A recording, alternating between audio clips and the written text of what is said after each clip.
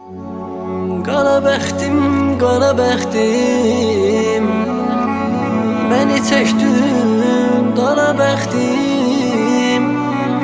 Səni çox səslədim amma sən gəlmədin, qara bəxtim. Səni çox səslədim amma sən gəlmədin, qara bəxtim. Qara bəxtim, qara bəxtim, məni çəkdin, qara bəxtim. Səni çox səslədim amma sən gəlmədin, qara bəxtim. Səni çox səslədim amma sən gəlmədin, qara bəxtim.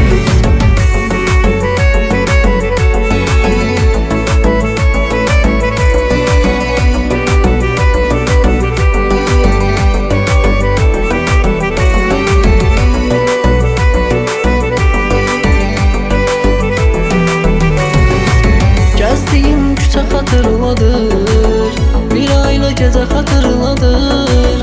Onu mənə necə xatırladır, bilmirəm gedim ara bəxtim. Mən dərd əlindən bezirəm, dərdim çoxdur ki itirəm. Onsuz şəhərdən gedirəm, ürəkdə min yara bəxtim. Onsuz şəhərdən gedirəm, ürəkdə min yara bəxtim.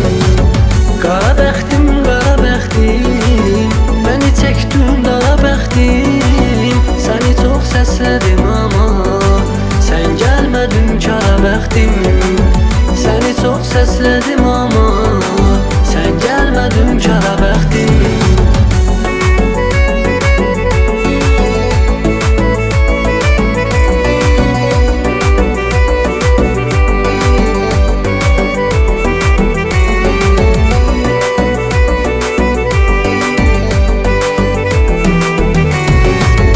Yazılıb talihim qara, bu dərd edeyim mən hara.